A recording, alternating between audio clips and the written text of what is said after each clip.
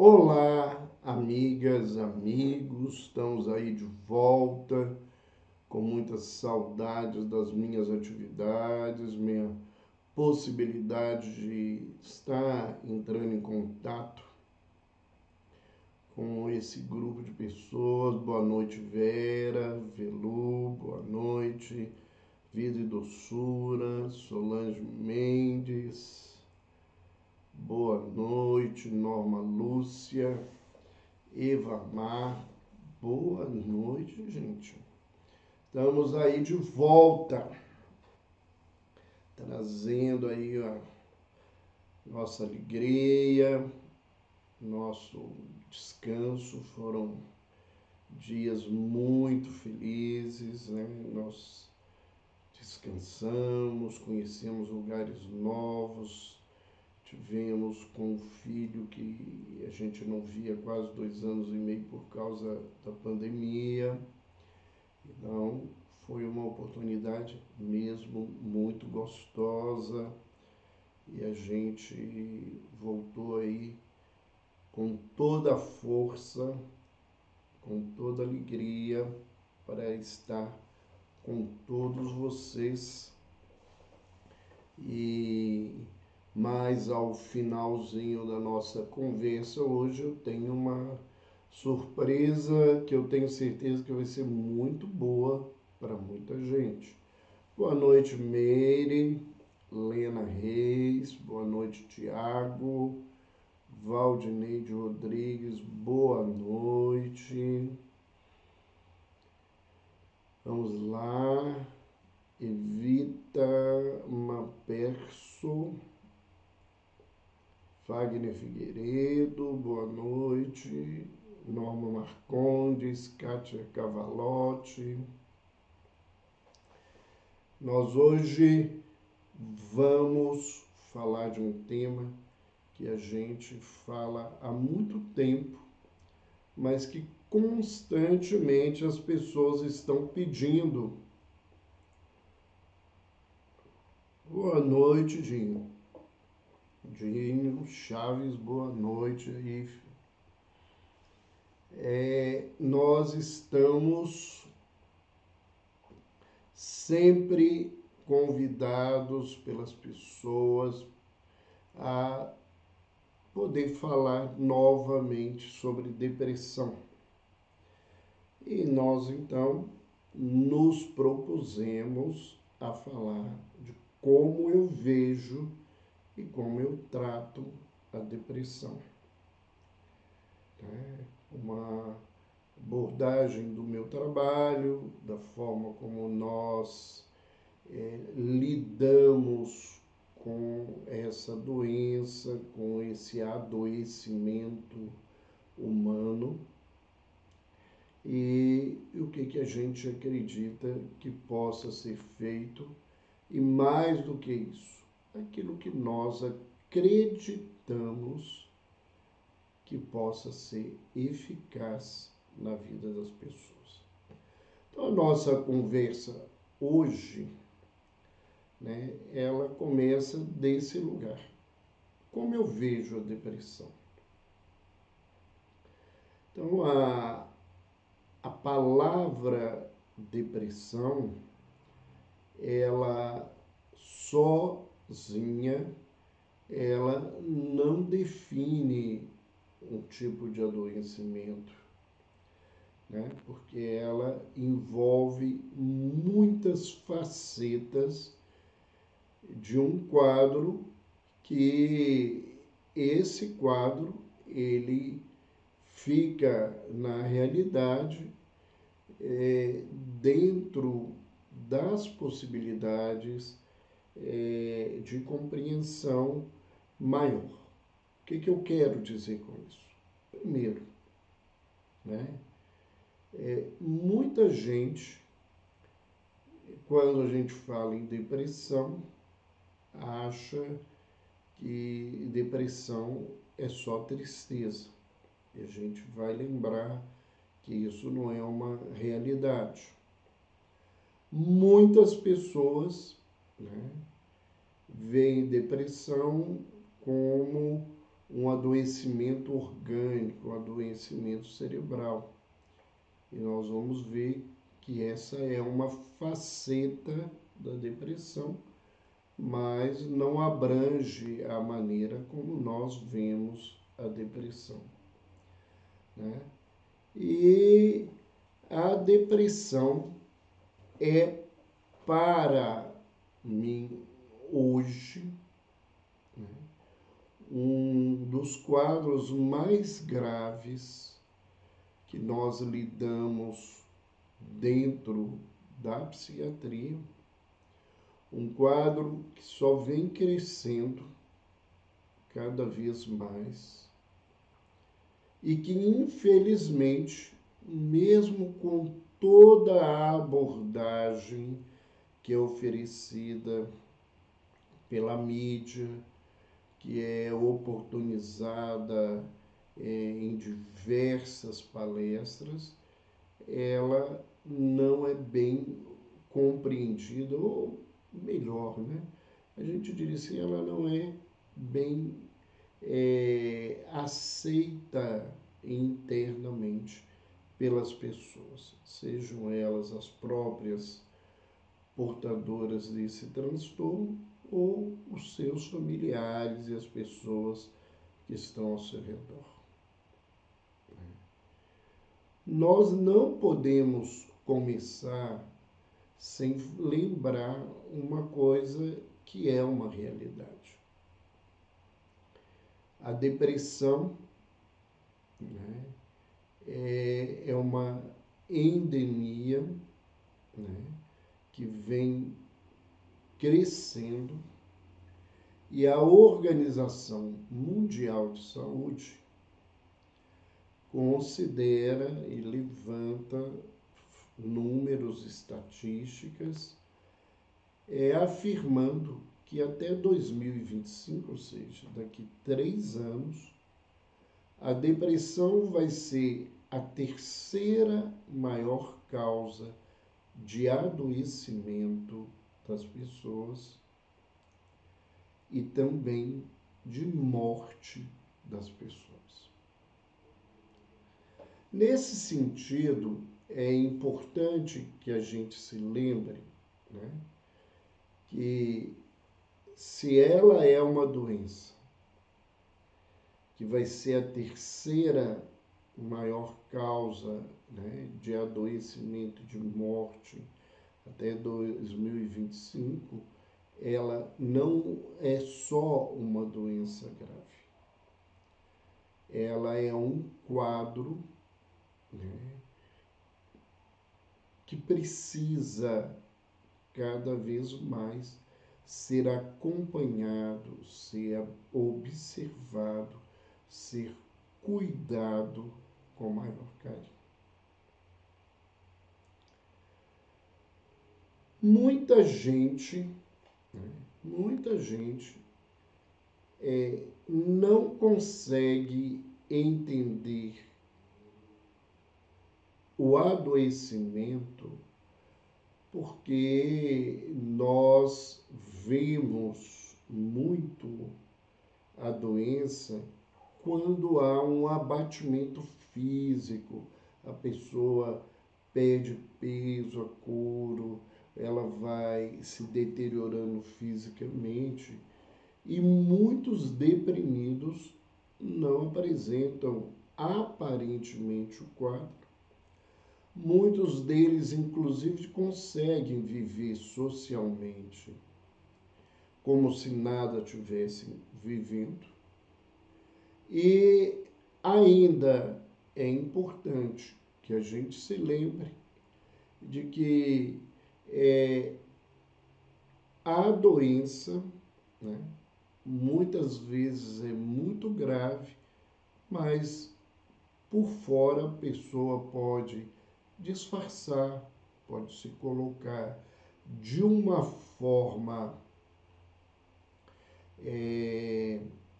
como a gente diria assim, reduzindo aparentemente a gravidade do quadro e chegar a comprometimentos muito sérios. Normalmente, quando nós falamos de depressão e morte, as pessoas pensam, então a depressão mata.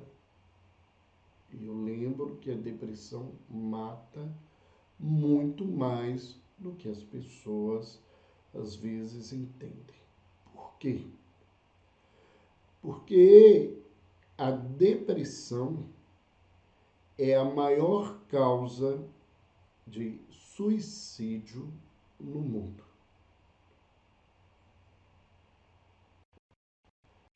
E para quem não sabe, né, quem não tem ideia, né, o suicídio, né, ele acontece de forma letal, ou seja, não a tentativa, mas o suicídio em si, ele atinge a mais de 700 mil pessoas por ano.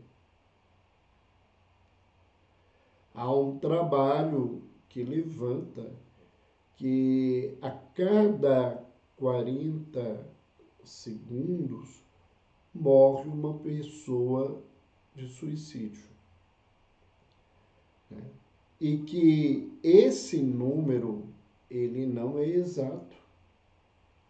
Muitas vezes as famílias burlam esse tipo de informação por vergonha, tentando esconder o fato socialmente, e, e que o número de tentativas dentro dos Estados Unidos, onde as estatísticas funcionam melhor, que o número de tentativas seria aproximadamente de 8 a 10 vezes mais do que o número de óbitos.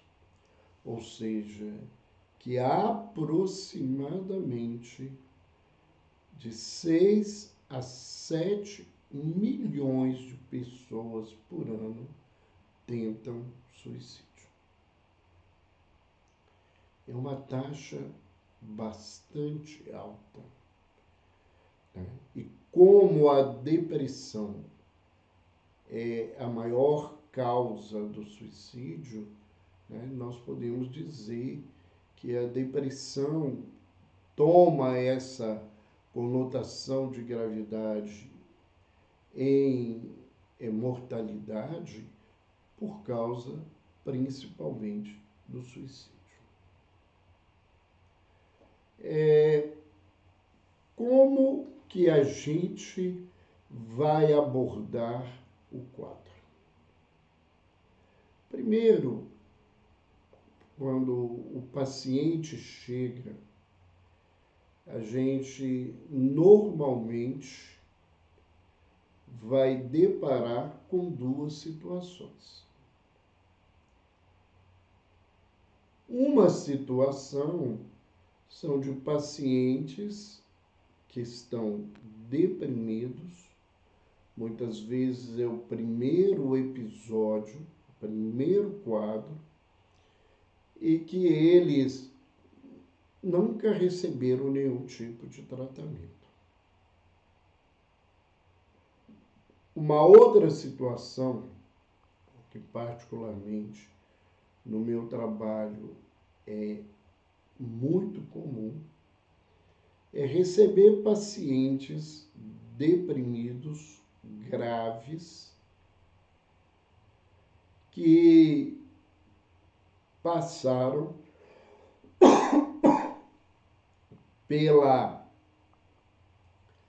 assistência de outros profissionais e que por algum motivo não tiveram um resultado adequado.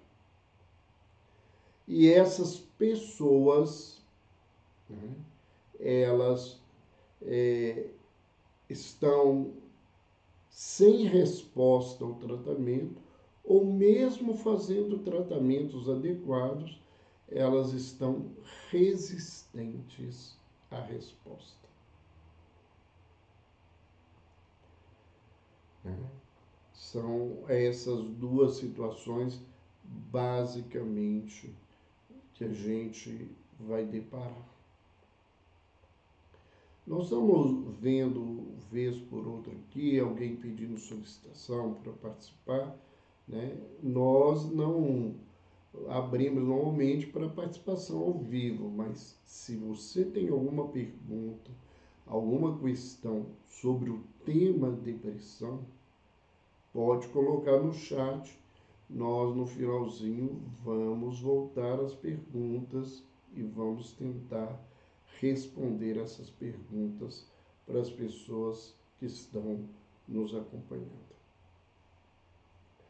Um contexto importante, né, nesse caso, né, primeiro, que é o caso dos pacientes que não se trataram, é da gente tentar, né, esclarecer como essa doença está acontecendo. Como esse contexto veio se desenvolvendo e o que pode ter levado essa pessoa a se deprimir. Nesse sentido, é importante que a gente se esclareça, né, que existem doenças orgânicas, doenças físicas, que um dos sintomas dessa doença pode ser um sintoma depressivo, mas isso não significa que a pessoa tem um transtorno psiquiátrico de depressão. Ela tem um sintoma depressivo. Ela apresenta uma depressão que surge na vida da criatura por causa da doença principal que o paciente apresenta. Um dos quadros mais comuns que a gente precisa diferenciar é o hipotireoidismo. É uma doença bastante comum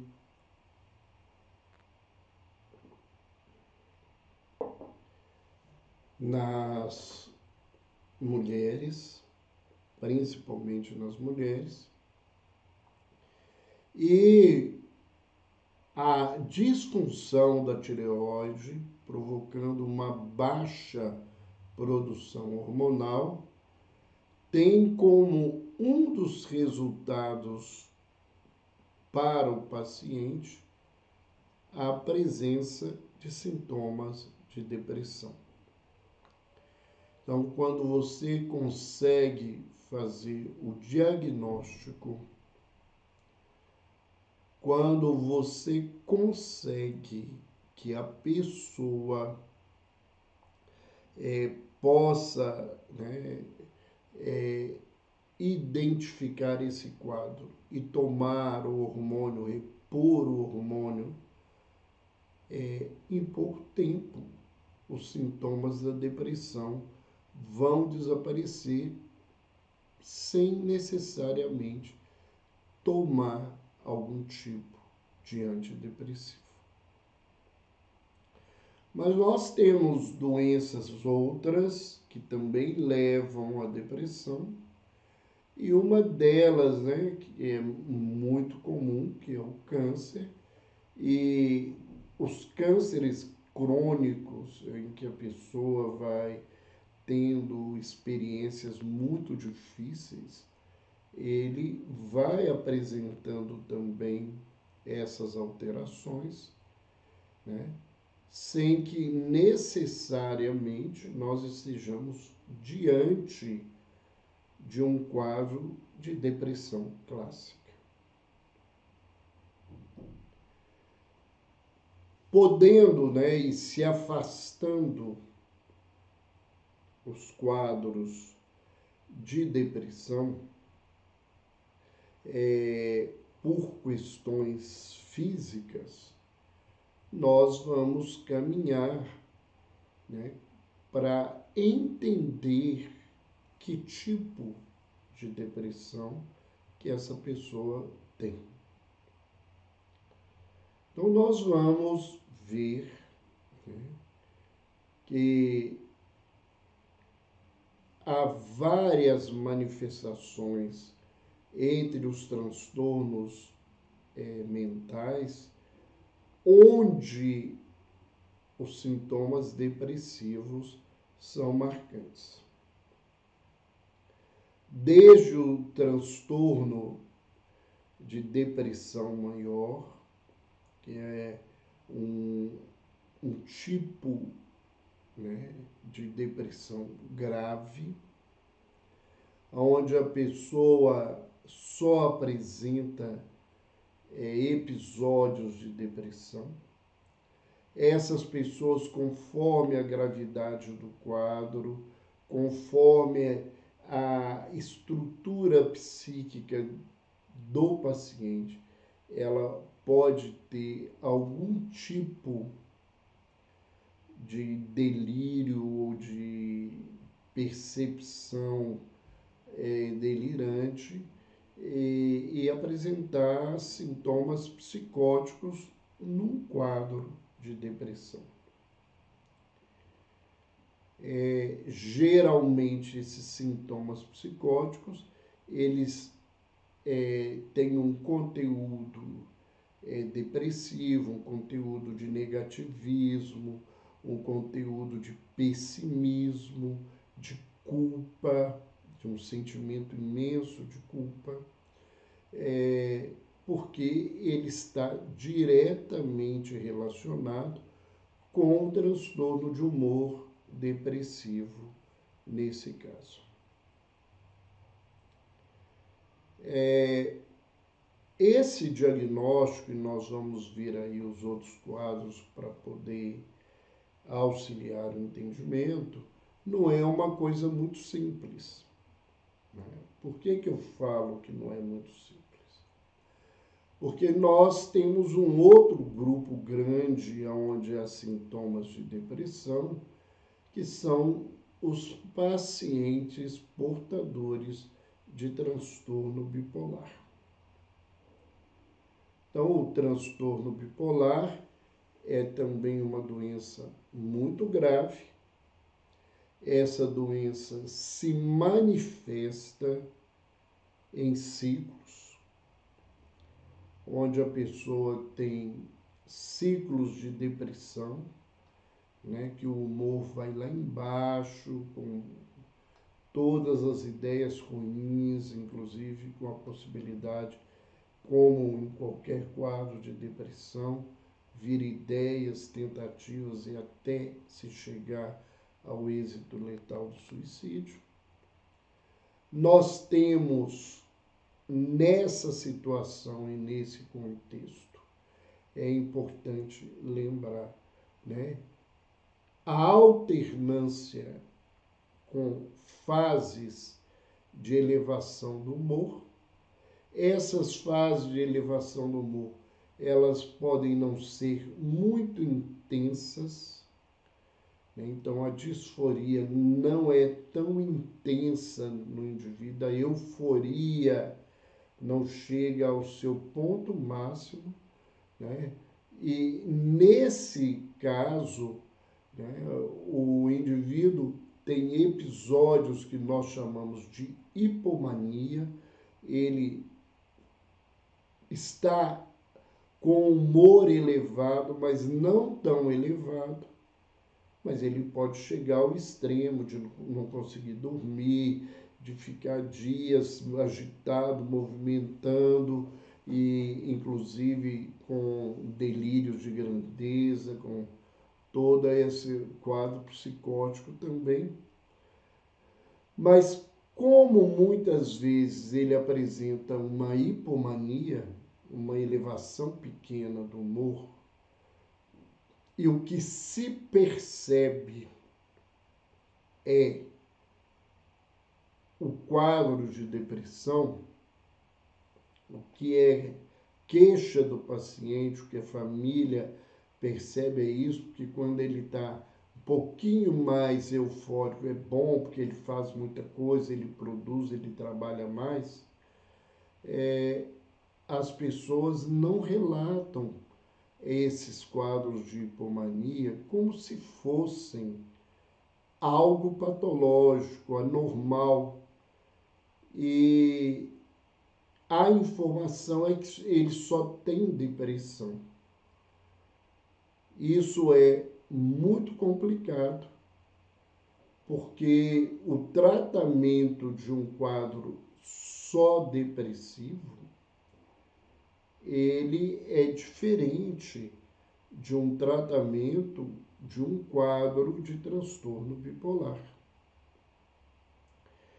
E o uso de antidepressivos em pacientes com transtorno bipolar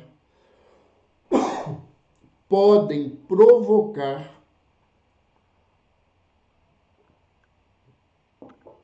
sérias, manifestações de mania, de euforia. E é nesses casos que muitas vezes as pessoas conseguem chegar ao diagnóstico de transtorno bipolar por uma indução de um tratamento. Foi errado? Não. O que se teve, o que se conseguiu colher da família, numa anamnese, nas entrevistas, é que ele só tinha depressão. Então, só tentou-se com o antidepressivo e a situação ficou mais difícil.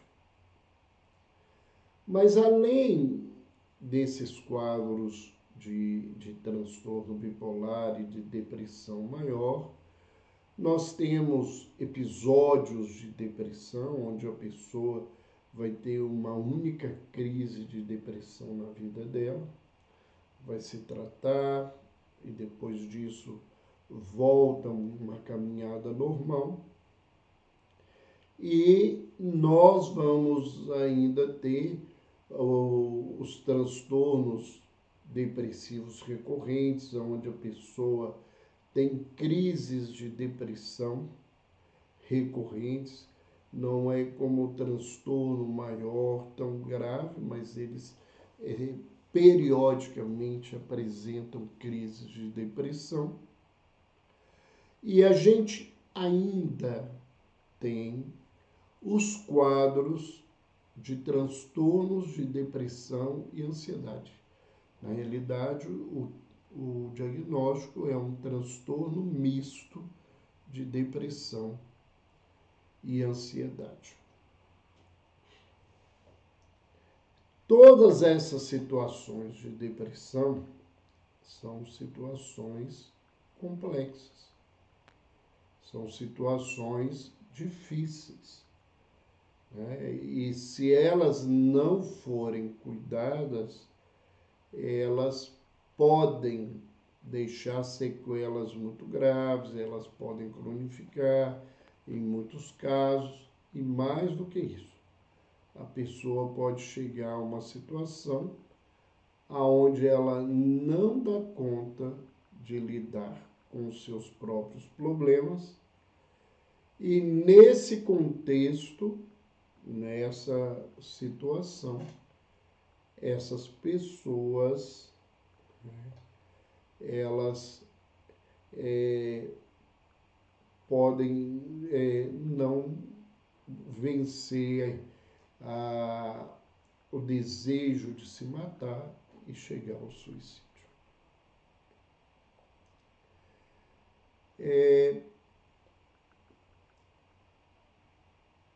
Então eu vejo sempre um quadro que merece muito cuidado, que merece extrema atenção.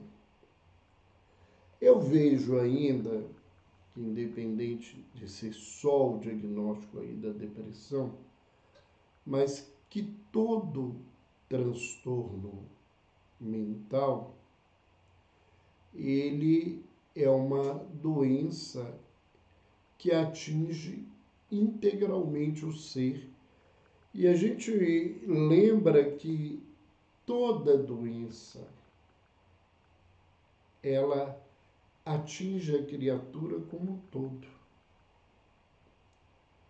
É uma pequena ou discreta dor, até quadros graves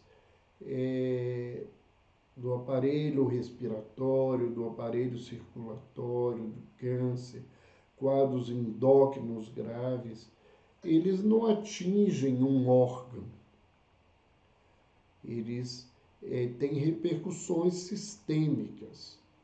E as disfunções que eles criam na vida da criatura provocam alterações emocionais.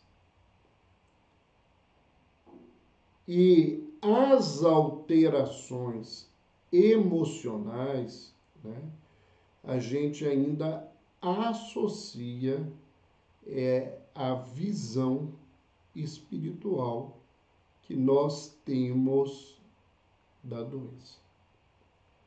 Né? Nós abordamos os nossos pacientes dentro da crença que eles tenham, mas nós nos permitimos, e é assim que nós conseguimos trabalhar, de intimamente, mesmo que a pessoa não queira um tratamento espiritual, mesmo que ela não tenha uma abertura para esse campo, de fazer essa leitura do ponto de vista daquilo que eu vejo e acredito, para poder tentar melhor auxiliar as pessoas.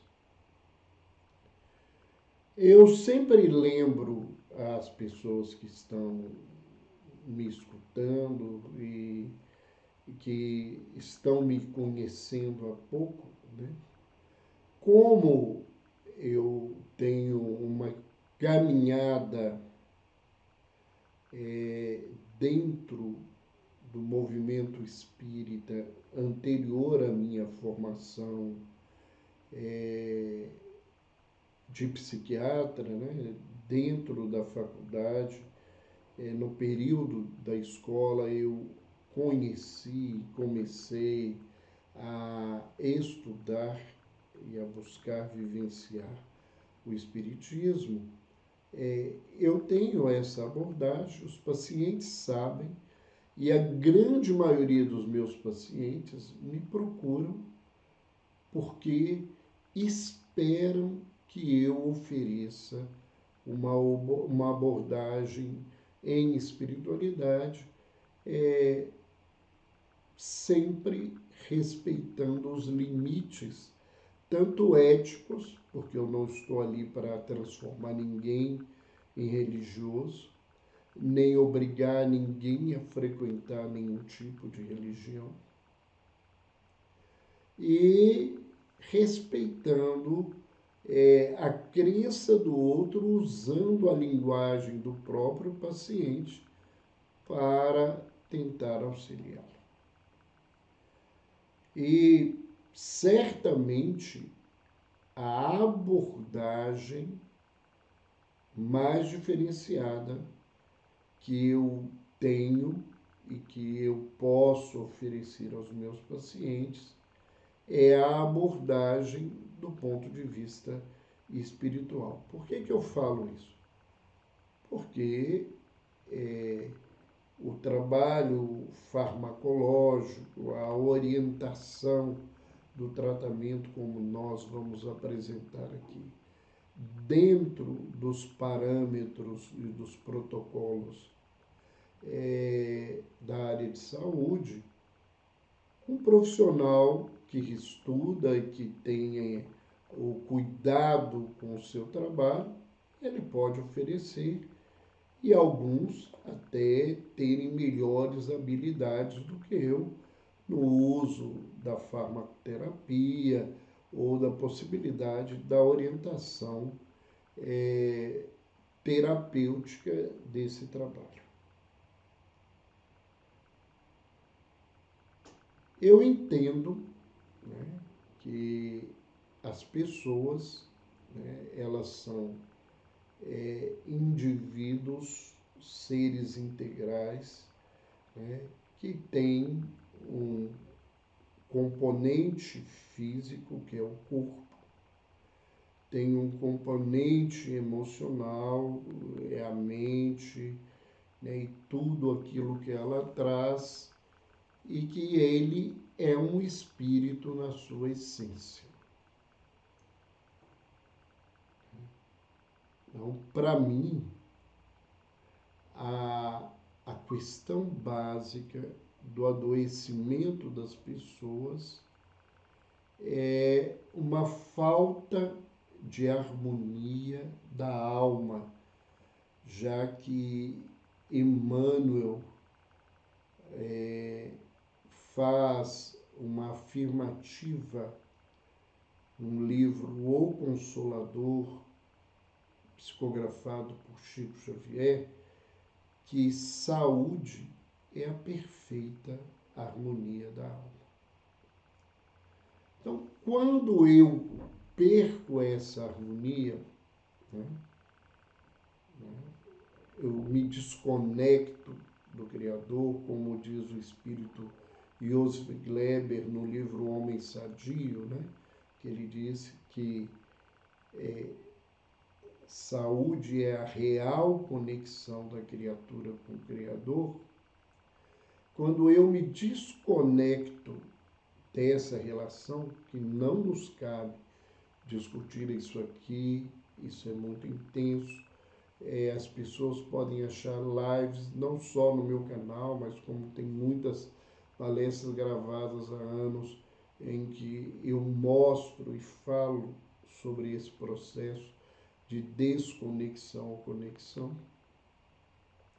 Então, quando a gente faz essa abordagem, né, a gente faz essa leitura que há essa desconexão. E para nós, dentro da nossa observação, o fenômeno da depressão é um fenômeno de rebeldia. O que a gente quer dizer com isso? Eu não estou aqui condenando ou criticando as pessoas. Eu estou aqui dizendo do que nós percebemos desse adoecimento. E nessa percepção do adoecimento, o discurso pode não ser ipsiliter o que eu estou falando, mas o discurso do deprimido é mais ou menos assim. Se eu não tenho a vida que eu quero, eu não quero a vida que eu tenho. Então, o que acontece na maioria das pessoas deprimidas? Né? Elas não conseguem ter uma vida como era o anseio íntimo da vida delas. Como se manifesta na vida muitas coisas que elas não concordam, essas pessoas inconscientemente elas passam com os seus sintomas a boicotar a vida.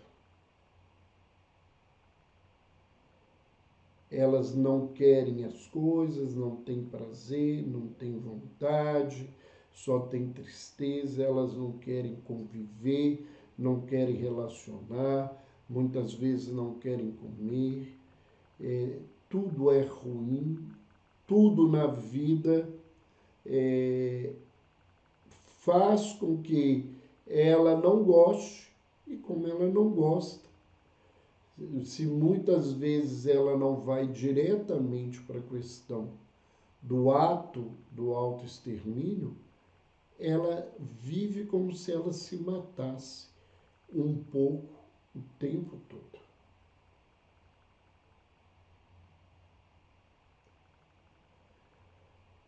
Quando há oportunidade num trabalho mais amplo, de mais tempo, né, numa primeira consulta, uma simples consulta,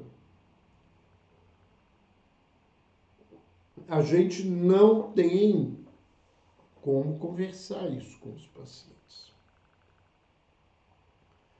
Porque esse é um tema delicado, ele precisa ser abordado numa maneira e num momento dele correto, para que a pessoa consiga ouvir. Eu já vi muito paciente ficar com muita raiva porque a gente apresentou para eles essa visão da rebeldia. E muitos deprimidos até falam que a vida deles é o contrário, eles aceitam tudo. Mas a gente que está acompanhando e vê todos os sintomas, a última coisa que eles aceitam é tudo. Né? Eles não querem nada da vida. Eles não dão conta de viver com essas coisas. A criatura, né, deprimida, ela precisa não só de medicamento. O medicamento é um instrumento importante, uma ferramenta importante para atuar nas alterações neuroendócrinas da criatura no processo de depressão, né? Porque atua no neurônio e isso vai para o sistema endócrino e há toda uma mudança. Mas ela tem que se submeter a um tratamento psicoterápico. Começa, nesse contexto, um novo desafio. Um desafio que, num primeiro ângulo, passa por um fato de preconceito. A visão social, ainda hoje, do tratamento psicológico, ela é muito negativa. Muita gente não aceita, não acredita. E as tentativas de tratamentos psicoterápicos, muitas vezes, elas são infrutíferas ou porque a pessoa não adentrou o processo como precisava, ou porque, infelizmente, às vezes ela procurou um profissional sem as condições necessárias do entendimento real do que ela tinha e da possibilidade deste profissional ter ferramentas adequadas para tratar dessa criatura.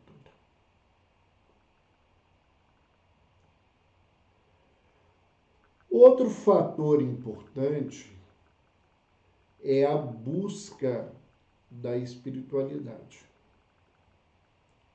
As pesquisas relacionadas com depressão e espiritualidade, elas apresentam alguns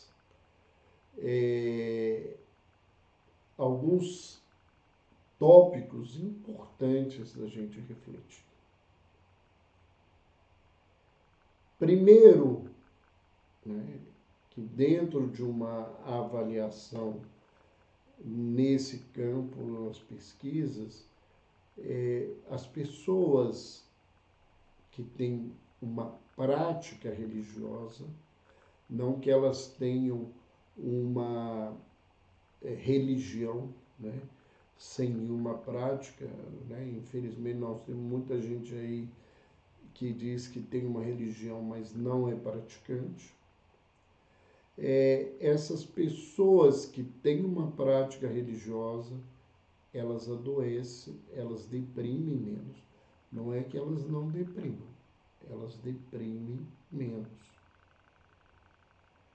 Quando elas deprimem, elas respondem mais rapidamente ao tratamento.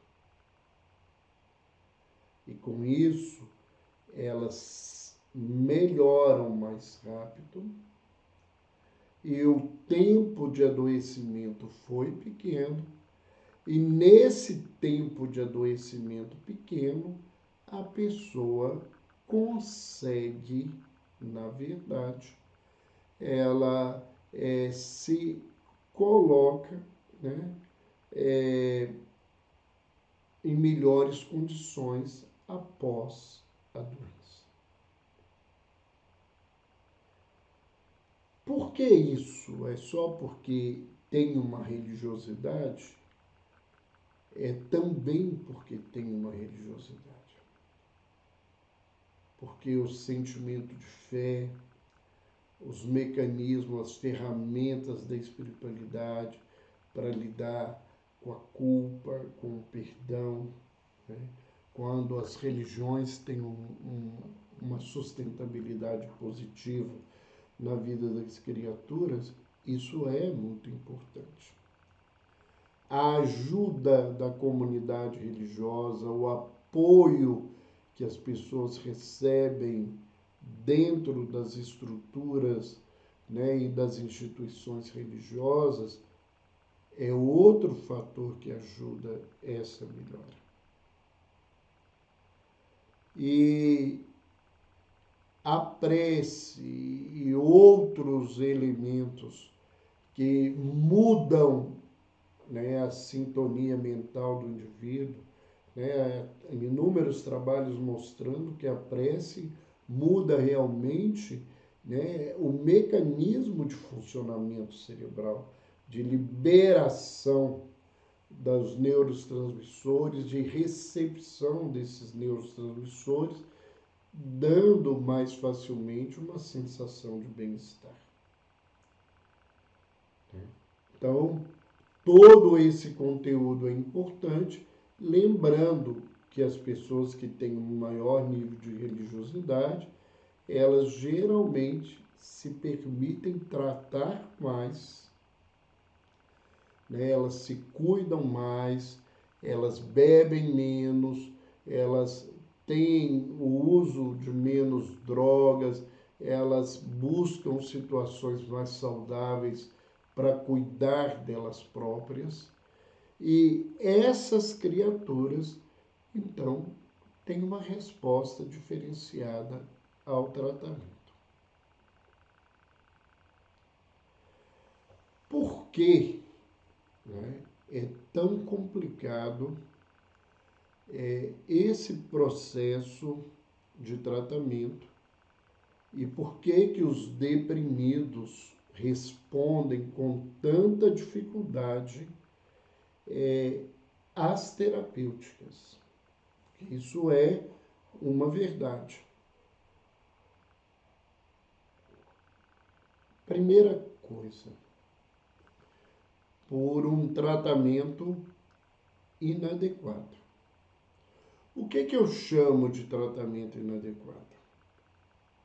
Às vezes, a medicação indicada, ela não é a mais adequada para aquela criatura. E qual que é a medicação mais adequada para o deprimido? Esse é um outro desafio. Os protocolos de saúde, eles falam de estatística. Eles falam de pesquisas, de números. Mas eu sempre lembro todos nós que nós não somos números. Nós somos gente. Temos respostas individuais. O cérebro de cada um de nós funciona de maneira bastante diferenciada. Nós temos aproximadamente, né, nos estudos da neurociência, mais de 3 trilhões, né, de interconexões entre os nossos neurônios. E essas conexões, elas não são conhecidas, elas são levantadas e o arranjo neuronal, com todas as suas liberações, ele é ímpar nas criaturas. Então, muitas vezes, o profissional tem que ter um pouco mais de experiência. Primeiro, porque alguns medicamentos eles atendem um lado mais que o outro. Depois, né, para poder ouvir bem o paciente e buscar, nessa escuta,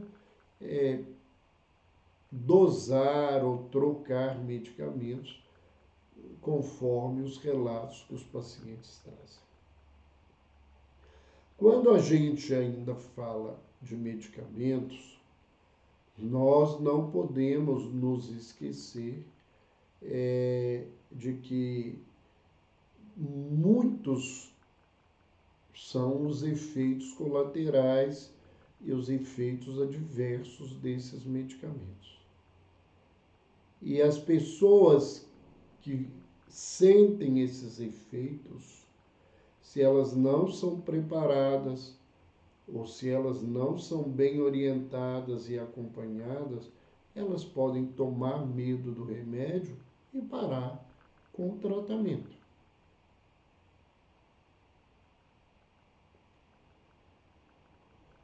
Então, os efeitos colaterais às vezes são impeditivos para o tratamento, né? Muitos desses medicamentos engordam, os pacientes não querem ganhar peso, muitos desses medicamentos eles melhoram a depressão, mas tiram a libido e as pessoas ficam incomodadas com esse processo, né? Além disso tudo, né, nós não podemos nos esquecer que a efetividade dos medicamentos hoje, ela ainda é muito baixa. Infelizmente, há trabalhos mostrando, por exemplo, a questão do placebo, e que a indústria farmacêutica fica extremamente incomodada com esse contexto, né? Que há pesquisas que relacionam um remédio com um placebo. E para que ele seja eficiente, é aceito às vezes que ele tenha só 5% a mais de eficiência do que um placebo.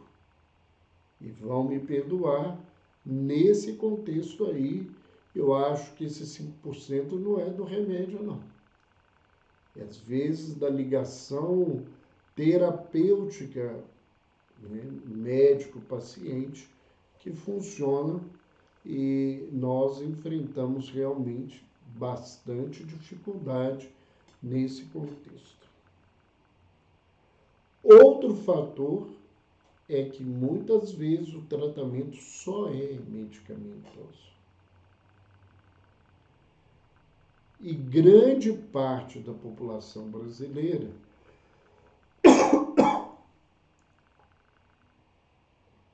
depende de medicação fornecida pelo governo. Os medicamentos fornecidos pelo governo são medicamentos mais antigos. Muitos deles até têm um nível de eficiência importante, mas o nível de efeitos colaterais é tão grande que os pacientes não conseguem usar. Outra situação importante nesse contexto, né? Os medicamentos, às vezes, com menos efeitos colaterais e com uma efetividade maior, são medicamentos caros, onerosos, e a população brasileira, a grande maioria, não consegue utilizar esses medicamentos, passam a usar os genéricos e nem sempre a qualidade dos genéricos é o suficiente para dar os efeitos. Embora o governo tente dizer que genérico tem todo o contexto, a política do genérico, com os anos, ela se perdeu, como o próprio processo de tudo que envolve a política brasileira. Nesse contexto aí, muita gente começa, melhora, mas não pode continuar fazendo o tratamento. Outro fator é a necessidade da psicoterapia. A psicoterapia é um tratamento caro, porque ela precisa ser feita pelo menos uma vez por semana, durante um período. A maior parte dos trabalhos científicos indicam a psicoterapia cognitiva comportamental. Vamos entender, não é porque ela é a melhor, é porque ela é a mais facilmente de ser enquadrada em processos estatísticos, né? Qualquer terapia pode levar o indivíduo à melhora, né? Isso vai depender do empenho do profissional, vai depender do empenho do paciente, dessa ligação, dessa busca dessa tarefa, né? Mas há uma colocação, né, que nós não podemos negar, que está aí, que os resultados da cognitiva comportamental, mas ela tem esse lugar de ser mais facilmente estadiada para uma estatística, enquanto os outros processos são mais complexos de avaliação. Mas nós entendemos que as pessoas podem melhorar com qualquer processo terapêutico. E, particularmente, eu vejo muitas vezes o que se faz em cognitivo comportamental, que vai para as estatísticas, você lendo a metodologia, é muito mais um processo de adestramento de determinadas situações, numa avaliação curta, com 6 meses de terapia, com 12 meses de terapia, isso é muito pouco tempo, né? O que eu acho mais fundamental na terapia é o autoconhecimento. Isso é processual, isso é demorado, isso exige muito da criatura. Essa é a primeira coisa, a questão financeira. Mas ao lado da situação financeira é a aceitação do tratamento psicoterápico. E muitas vezes a exigência, se a gente pode usar esse termo, não me vem outro aqui agora, de que a pessoa tenha que fazer um processo terapêutico com um psicólogo. O que eu quero dizer com isso? Tem muitas pessoas que têm imensa dificuldade em trabalhar do ponto de vista verbal. E a terapia ocupacional, por exemplo, terapeutas ocupacionais, eles podem usar outros tipos de ferramentas para pessoas que têm dificuldade de trabalhar com o verbal, com resultados tão eficientes quanto uma terapia de construto verbal.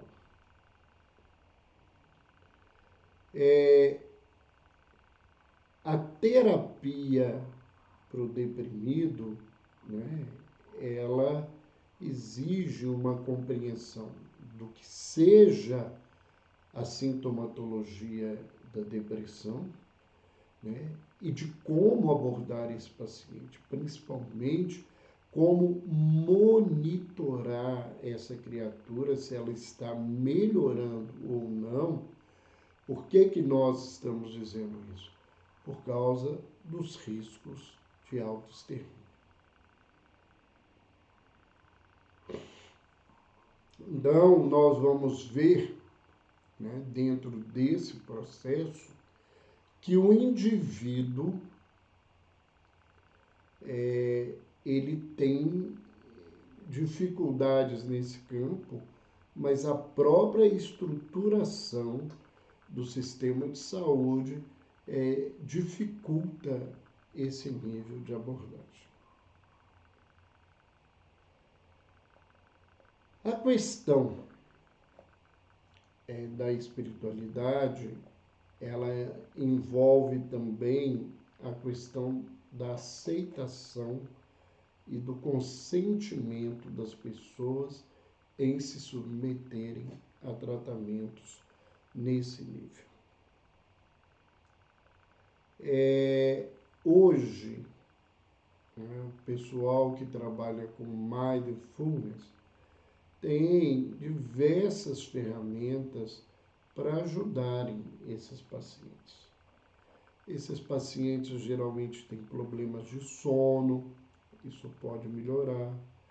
O uso da meditação pode melhorar o estado neuronal do indivíduo, ele começa a adquirir outros recursos nesse sentido. Nós temos ainda nesse contexto, né, várias atividades quando a pessoa tem uma crença religiosa, as quais ela pode se utilizar para trabalhar com isso, seja a nível de prece, de terapêuticas energéticas, de leituras que tragam a ela uma autoajuda, né? Tendo cuidado que quando a gente fala de autoajuda, às vezes parece algumas coisas só montadas, frases de impacto, mas que não movimentam muito o indivíduo. O que eu trago aqui de autoajuda é alguma coisa que leve o indivíduo ao autoconhecimento, né? Mas isso a pessoa tem que aceitar e ela tem que querer. Como eu falava, a maior parte dos pacientes que me procuram, mesmo que não tenham a mesma crença religiosa que eu tenho, eles querem alguma ajuda nesse sentido. E algumas, inclusive, pedem ajuda do ponto de vista espírita. E nesse contexto, então, nós vamos encaminhar a pessoa a uma casa espírita, né, com um trabalho sério e que possa ser efetivo para ajudar essa criatura.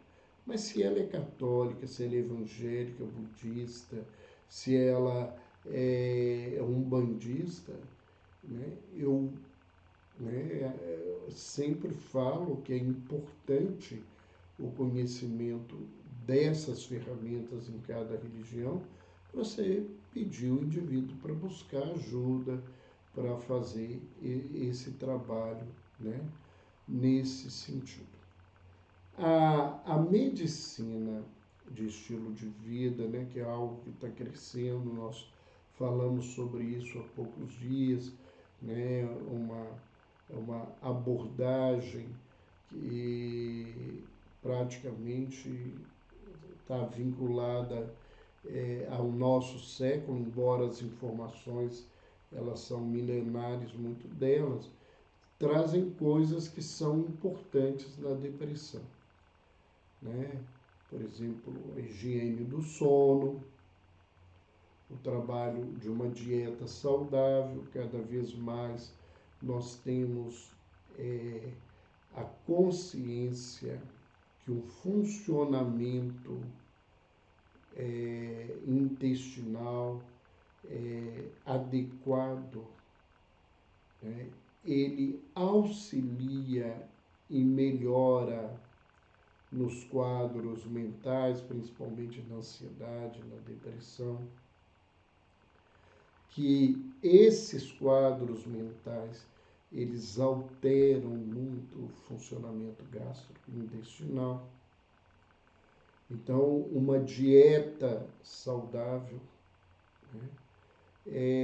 Hoje se trabalha com o uso de diversos complementos alimentares para ajudar a melhorar a produção, né, dos neurotransmissores vinculados à depressão, principalmente aí a sertralina, a serotonina, me desculpem o nome da medicação antidepressiva,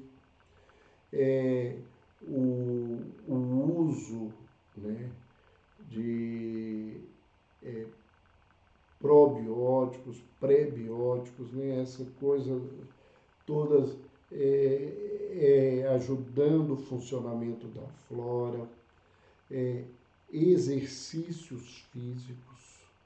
É importante fazer, né, e trabalhar para que o deprimido saia de casa, tome sol, movimente, renove o ambiente de ar da vida dele. Tudo isso melhora muito a criatura.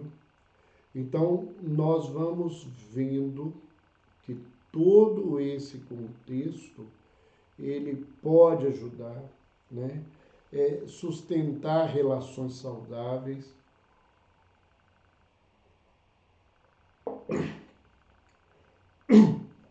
São elementos importantíssimos para se trabalhar com depressão. Então, trabalhar com depressão não é dar antidepressivo. Nós vimos aqui, por exemplo, né, que algumas vezes antidepressivos podem não ser eficientes e podem provocar alterações outras do quadro, também graves e sérias. Não é só fazer terapia, não é só buscar uma assistência espiritual. Todo esse contexto, ele tem que ser reunido, ele tem que ser colocado no caminho certo, na situação certa, no lugar certo do tratamento. Então, eu trouxe, né, muita gente deveria estar esperando aí que eu vou falar dos remédios, cada um deles. Eu acho que isso não caberia aqui na nossa conversa, são coisas técnicas. É muito mais importante que um paciente que tome remédio, ele converse com o seu profissional dentro do consultório, para que o profissional possa explicar o porquê de usar aquele remédio, das dosagens, dos efeitos colaterais, dos efeitos adversos, porque não adianta, né? Muita gente, quando a gente fala, faz palestras, seminários, workshops, principalmente presenciais, a gente vê que eles estão querendo que a gente valide a receita do médico que está dando o remédio para eles. Isso é uma coisa constrangedora, né? E até profissionalmente irresponsável, porque você não conhece o caso e não sabe por que, que aquele medicamento está sendo usado assim e dessa maneira. Então, alguém ainda pode, mas a questão da rebeldia. A questão da rebeldia é muito clara, né? O indivíduo vai precisar aprender a trabalhar uma coisa que chama humildade. E ser humilde é algo bem difícil da gente. Primeiro, porque eu tenho que reconhecer que eu tenho defeito. E a última coisa que eu quero é ter defeito, porque se eu tenho defeito, o problema é meu, não é do outro. Porque se eu não tiver defeito, o meu problema é do outro. E muitas vezes a gente joga o processo de depressão em alguém, em alguma situação. Eu sou deprimido por causa da minha mãe, do meu pai, do meu irmão, da minha mulher, do meu marido e assim por diante. Ou por causa do meu emprego, porque eu não pude estudar, porque eu ganho mal, porque o governo faz assim, o mundo está desse jeito. É muito mais fácil do que eu ficar lidando comigo. Então, assumir que a gente é imperfeito, falar isso de boca é muito fácil, né? Eu falo assim, ó, eu sou o sujeito imperfeito, eu sou humano. Muito bonito. Eu quero ver você lidar com a sua vaidade, com o seu orgulho, com a sua rebeldia, com a sua intransigência, né? Trabalhar com perdão, que é uma coisa que está muito ligada à depressão, aí nesse processo de rebeldia, perdoar o outro, perdoar a Deus, perdoar pai e mãe, né? Isso não é simples. Nós temos aí palestras sobre perdão, temos inúmeras pessoas falando aí sobre perdão de maneira maravilhosa, né?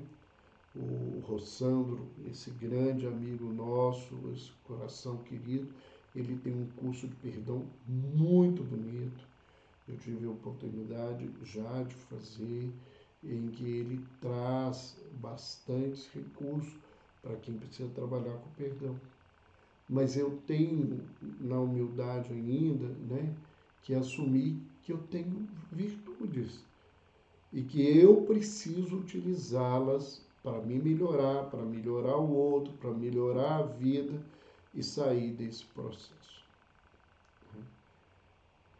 Mas se eu ficar de rebelde, de vítima, eu não vou usar isso de maneira adequada.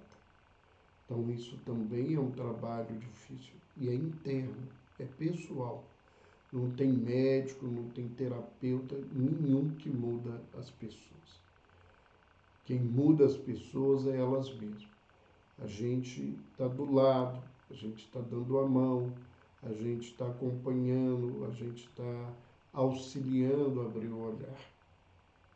Mas o mérito do resultado da depressão no tratamento, né, psicológico, psicoterápico, é do paciente.